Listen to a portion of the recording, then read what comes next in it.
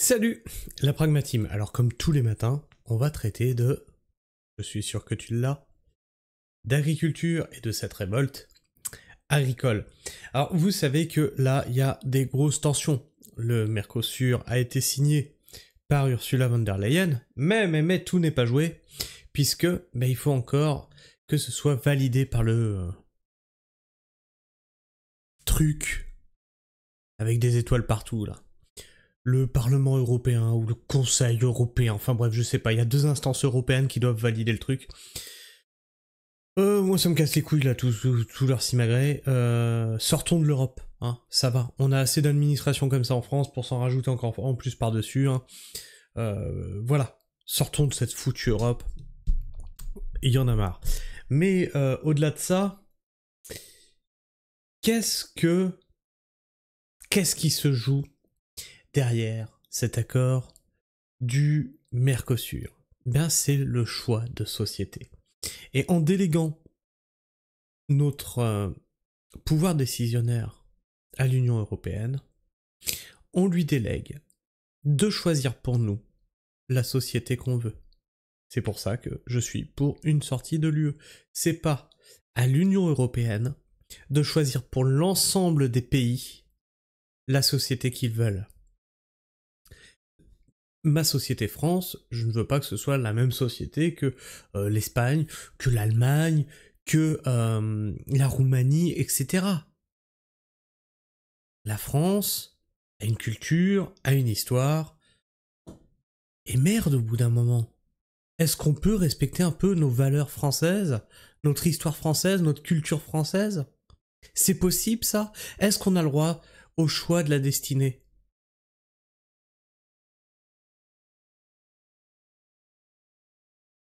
Et donc c'est un article de Marianne qui nous dit « Confédération paysanne, derrière l'accord UE-Mercosur, c'est un choix de société qui se joue. » Comme le démontage du McDonald's en 1999 avait posé la question de la malbouffe. Alors j'étais très jeune adulte à cette époque-là, j'allais sur la vingtaine, et oui, ils ont démonté des McDonald's, etc. etc. Résultat, des McDonald's, on en a toujours, hein. Ils avaient fauché des champs de blé OGM aussi, des champs de blé ou de maïs, je sais plus. OGM si je me souviens bien. Et au final, José Bové, il est devenu quoi? Voilà, attention à nos révolutionnaires d'un jour. Comme le démontage du McDonald's en 1999 avait posé la question de la malbouffe et de la marchandisation de l'agriculture, la lutte contre l'accord UE-Mercosur questionne en profondeur l'organisation du commerce international et la production agricole en France, nous explique la Confédération paysanne. Mais c'est surtout, est-ce qu'on a besoin de signer des accords? On n'a pas attendu l'Union européenne pour commercer. Pourquoi aujourd'hui, ça repose exclusivement sur l'Union européenne? On est devenu aussi gland que ça, franchement, en France. On ne sait même plus faire du commerce. On en est là.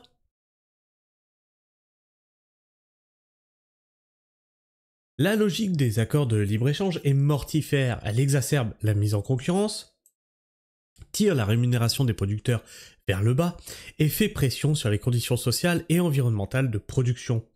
Renoncer à chercher la compétitivité à tout prix est urgent. Et oui, vous savez que je tique à chaque fois sur ce mot là, je dis à chaque fois en rigolant la compétitivité. Parce que c'est une farce, on l'a subi, moi je viens de l'usine, on l'a subi en usine. Ça a fait quoi? Dégrader nos conditions de travail. Parce qu'il faut être compétitif, tu comprends, avec la Roumanie d'ailleurs, à l'époque, c'était ça. Faut être compétitif par rapport à l'Allemagne, faut être compétitif, maintenant faut être compétitif par rapport à l'Argentine, par rapport aux Chinois, par rapport... Merde! Plutôt que de nous parler de compétitivité, est-ce qu'on pourrait parler de souveraineté et de protectionnisme? C'est possible? Ah non, non, t'es facho. Ah, t'es facho.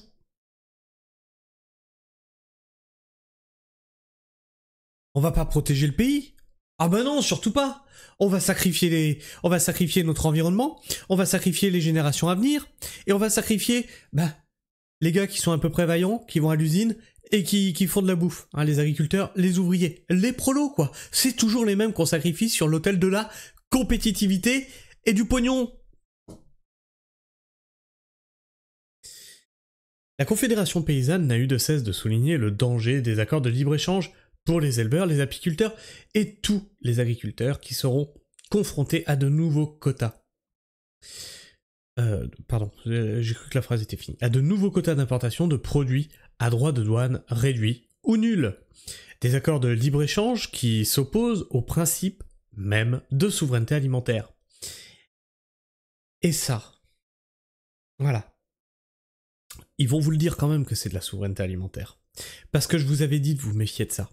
Première révolte agricole, après la révolte agricole, le ministre de l'Agriculture s'était renommé en ministère de l'Agriculture et de la Souveraineté Alimentaire.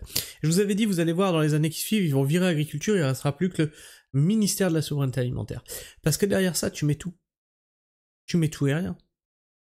Le commerce de denrées alimentaires, c'est de la souveraineté alimentaire. Besoin d'agriculteurs? Mais non, regarde, on a notre souveraineté alimentaire. C'est n'importe quoi. La Confédération paysanne n'est pas isolée dans ce combat que mènent avec nous de nombreuses organisations et syndicats, tant en France, comme le collectif Stop Mercosur, qu'en Europe et en Amérique du Sud avec la Via Campesina. L'Organisation du commerce international. Négocié à huis clos, en toute opacité, cet accord est un déni de démocratie. Pourtant, sa négociation n'a jamais cessé. Pire, il a même été signé, ce 6 décembre, à Montevideo, en Uruguay, par la présidente de Commission européenne, Ursula von der Leyen, qui ne fait que trahir le peuple européen. Hein, on est encore en attente de ces fameux SMS qu'elle a envoyés à Pfizer. On attend de savoir toutes les casseroles qu'elle a au fion. Hein? C'est pas le premier truc qu'elle a. Et elle a été réélue à la Commission européenne. Et elle continue à signer des trucs. Alors que les gens lui disent non. Alors que les agriculteurs, les premiers concernés, lui disent non. En France, depuis très récemment, cet accord fait... Tu vois à quel point ils se disent « On sait mieux que vous ce qui est bon pour vous. » Non, je veux pas. Mais on sait mieux que toi, en fait. Tu veux. Non, tu veux. En France, depuis très récemment, cet accord fait l'unanimité contre lui. Mais... Depuis très récemment, l'accord du Mercosur fait l'unanimité contre lui. Non, parce qu'avant, c'était pas unanime, tu vois. C'est vraiment très récent qu'il y a eu une levée de bouclier comme ça. Vous vous foutez de la gueule du monde. Mais ces néo-opposants, qu'ils soient responsables syndicaux ou décideurs politiques, réclament dans le même temps l'affaiblissement des normes sociales et environnementales en France et la levée des entraves à la compétitivité. Putain, allez voir les vidéos sur ma chaîne. Faites une rétrospective. Tout ça, je vous l'avais dit. La FNSEA, avec « on a fait tomber le mur des normes, on veut utiliser plus de pesticides, on veut... » En gros, ils veulent faire la même merde qu'en Argentine. Voilà, et ben ça donne... en fait, les agriculteurs, ils s'opposent au Mercosur, mais en fait, ils veulent tirer vers le bas les normes sociales et environnementales, ça les arrangerait bien. Non, c'est pas ça qu'ils ont demandé, les agriculteurs, à la base. Ils ont demandé du revenu. La FNSEA a flingué le combat, comme à chaque fois. Et je vous l'avais dit que ça nous retomberait sur la gueule, ça. Je vous l'avais dit, parce qu'ils s'amusent à jouer sur la confusion. Ah bah oui, mais on est des agriculteurs. Non, ce sont des industriels. Et les industriels, eux, ça les arrange d'abaisser le niveau de qualité, le niveau de contrôle des produits, tu vois. Ça les arrange.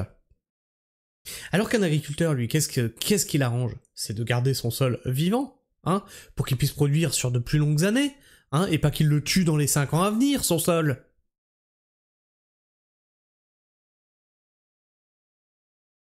En France est la levée des entraves à la compétitivité.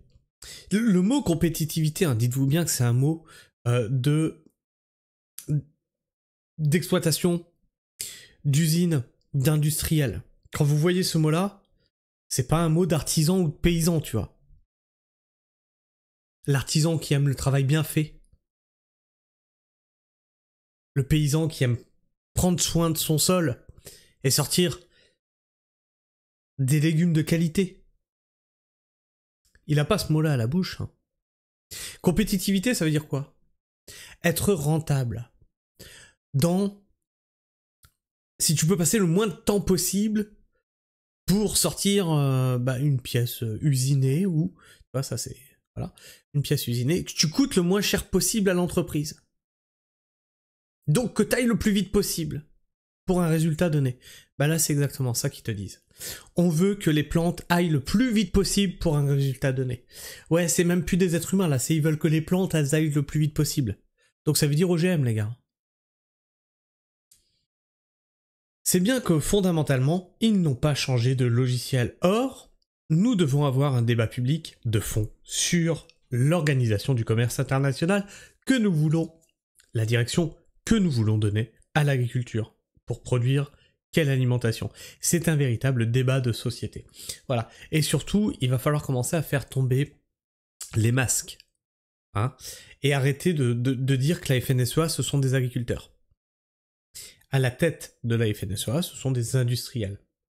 Donc déjà, on n'a pas la même vision de la production. Donc quand Arnaud Rousseau arrive sur les plateaux télé et vous dit « les agriculteurs veulent », non, les industriels voudraient. En marchant sur les agriculteurs, en s'en servant comme d'un marchepied. Donc déjà, il faudrait remettre les choses à leur place.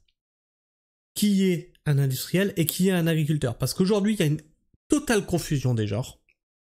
Et du coup, ça chante complètement, justement, ce débat de société. Et j'ai régulièrement dans les commentaires des gens qui me disent « Oui, mais bon, les agriculteurs, ils vivent bien. Ils roulent en gros SUV. Ils arrivent à se payer tous les ans un nouveau tracteur. » Oui. Tu sais, quand j'étais en usine, j'avais un collègue, pareil, il roulait en Mercos. Et puis il avait toujours des grosses voitures. J'en avais même... Il roulait dans une autre boîte, il y en a un qui roulait en Bentley. C'est le patron. C'est con, hein. Bah oui. Là, vous nous parlez d'agro-industriel, les gars.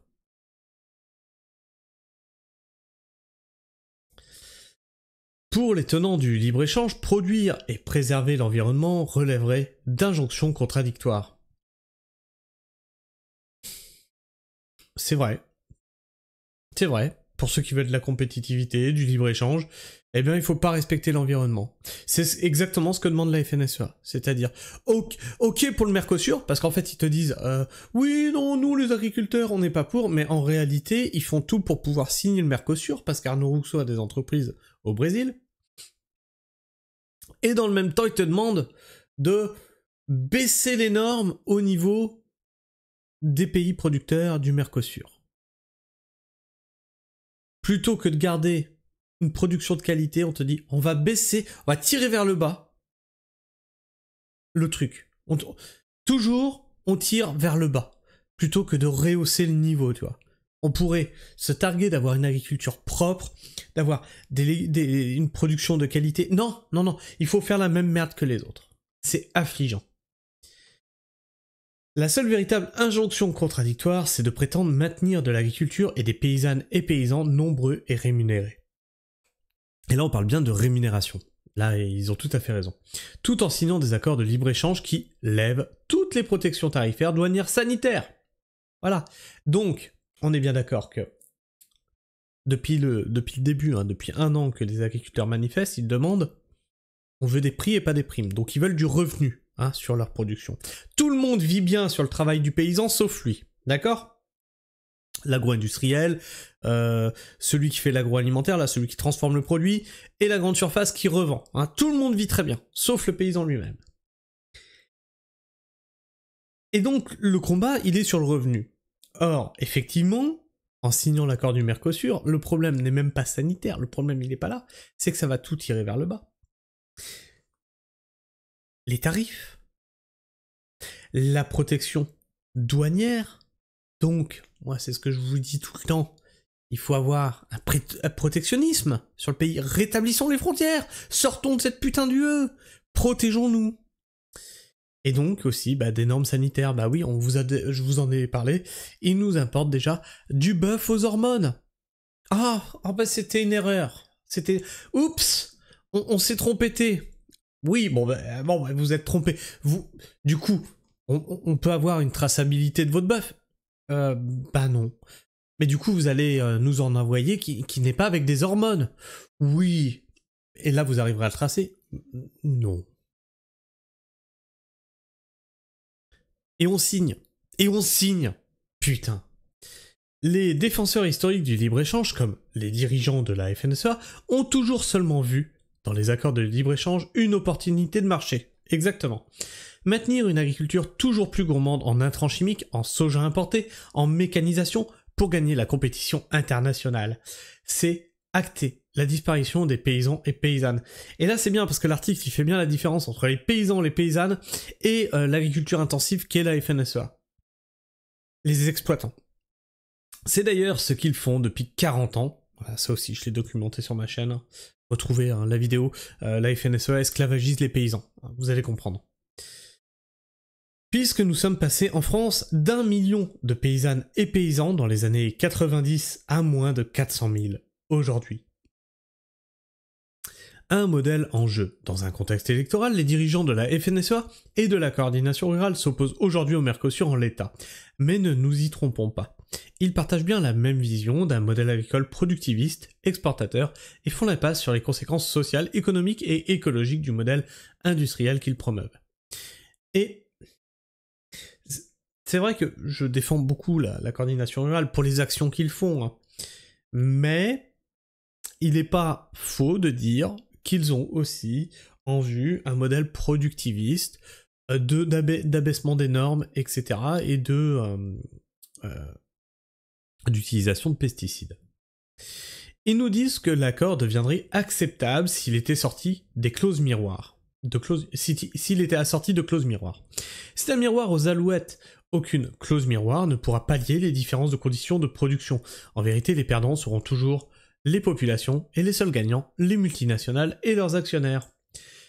Car c'est bien un modèle agricole, alimentaire, économique et de société qui est en jeu dans cette bataille. Ces accords de libre-échange sont une façon néfaste d'organiser notre économie et nos échanges commerciaux au détriment des travailleuses et travailleurs de tous les secteurs et de tous les territoires. Oh tiens, je vais me l'ouvrir de côté celui-là. À la Confédération paysanne, le cap est clair. C'est la rémunération et la reconnaissance du travail paysan, via un contrat social renouvelé pour protéger notre revenu qui permettra de fournir une alimentation de qualité à toutes et tous et de répondre aux enjeux climatiques de biodiversité, de dynamique des territoires et de renouvellement des générations. Et là, il y a un gros problème justement sur le renouvellement des générations parce que tout le monde dit « Oui, c'est un problème, il n'y a aucun jeune qui veut faire ce métier. » Ok. Ok les mecs. Comment ils font ? Vous avez poussé un modèle de plus en plus productiviste, résultat vous avez des fermes avec des centaines d'hectares, des bâtiments de partout, faut débouler au moins 1 million quand tu arrives pour racheter la ferme. 1 million d'euros, qui c'est qu'à ça ? Est-ce que tu te rends compte de la charge que tu mets sur un jeune qui débute ? Alors il y a l'autre modèle qui voudrait que le jeune il débute petit. C'est ce que je fais. C'est-à-dire qu'il prend une petite parcelle. Bon, moi je suis maraîcher, donc petite parcelle, mais pour un agriculteur, ça va être quelques hectares, tu vois. Par exemple. Avec un petit tracteur, pas très puissant, mais il peut faire le travail. Et qu'est-ce qu'on fait à ce moment-là ? On les empêche d'avoir des terres. Pour agrandir encore des fermes qui ont déjà des centaines et des centaines d'hectares. Le renouvellement des générations, le problème, c'est le paysan en fait. C'est l'exploitant, pas le paysan. Le paysan, c'est... Je fais bien une distinction entre les deux. C'est les exploitants. les gros. Vous voulez un renouvellement de génération? Ben laissez-les s'installer. Déduisez. On va être clair là. Parce que quand vous revendez une ferme à 1 million, ouais, ben oui, il y a tant d'hectares, il y a machin, il y a ce bâtiment, tout ça. Déduisez tout ce qui a été payé avec la PAC. Le tracteur qui a été payé avec la PAC, le bâtiment qui a été payé avec la PAC, d'ailleurs le bâtiment qui a été payé avec l'énergie solaire. Vous pourrez le déduire ça aussi, hein, puisqu'il a été payé avec l'énergie solaire. Et des primes pour ça. Non, non seulement ils ont pu mettre en place ça grâce à la PAC, donc quasi, on va dire qu'un tracteur, ils en ont un quasi gratuit tous les, je sais pas, 5 ans, 10 ans, allez, à dire tous les 10 ans.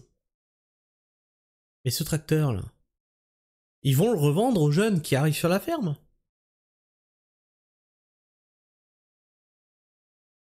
Ils font à chaque fois la pirouette. Je suis désolé. Respect de la souveraineté alimentaire des peuples. Il est vital d'instaurer un commerce international qui respecte la souveraineté alimentaire des peuples, basé sur d'autres règles que la course au moins-disant sociale et environnementale, avec des objectifs clairs. La protection du revenu paysan et des droits des travailleuses et travailleurs, la lutte contre le dérèglement climatique et l'effondrement de la biodiversité, l'incitation à des modes de production vertueux sur le plan social et écologique, la protection de la qualité de l'eau, de l'air et des sols, la protection de la santé des paysannes et paysans des populations, notamment vis-à-vis des ravages des pesticides et de l'alimentation industrielle ultra transformée, l'accès à une alimentation de qualité pour tous et toutes, sans OGM, le respect des droits humains. Nous, on est à la fin de l'article.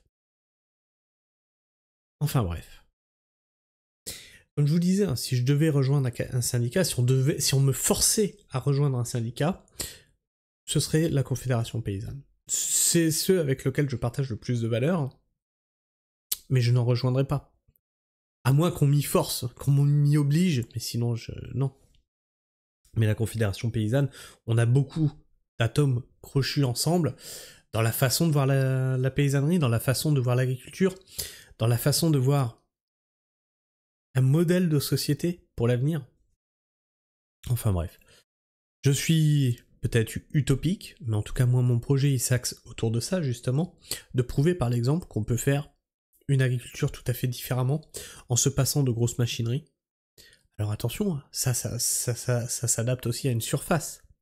C'est-à-dire que là on est sur 6000 m², on peut aller jusqu'à 1 hectare max. Et encore que, on n'est que 2. Je pense que quand on arrive à 1 hectare, faut penser à être 3. Et donc au-delà d'1 hectare, tu mécanises un peu plus lourdement, on va dire. Hein. C'est-à-dire qu'aujourd'hui on est à la motobineuse. Au-delà d'1 hectare, tu commences à prendre le motoculteur, le micro-tracteur, tu vois. Il y a toujours un moyen. Il y a toujours un moyen. Sinon, faut embaucher. Seulement aujourd'hui, le problème c'est que le revenu paysan n'est pas là. On fait comment pour embaucher? Du coup, tu te rabats sur de la mécanisation. Et c'est pas le bon système. Je préférerais embaucher des bras que d'acheter de la mécanique. Soyons clairs. Soyons clairs. Enfin bref. Je sais pas ce que tu penses de tout ça. N'hésite pas à me partager ton avis, ton opinion dans l'espace commentaire. Et on discute entre vous. Et si t'es encore là en fin de vidéo, tu peux t'abonner, vérifier que tu es toujours abonné, me laisser le petit like qui fait plaisir et qui m'encourage à continuer ce que je fais. Vous êtes beaucoup à liker mes vidéos. J'atteins régulièrement des scores de 98-99% de likes par rapport aux dislikes. Je vous en suis infiniment reconnaissant. Ça prouve que le travail que je fais vous plaît. Et ça, franchement, ça encourage. Et tu peux aussi aller cliquer sur la petite cloche pour ne rater aucune de mes sorties vidéo. Sur ce, moi je vous fais la bise, prenez soin du sol, et restez pragmatiques. Ciao.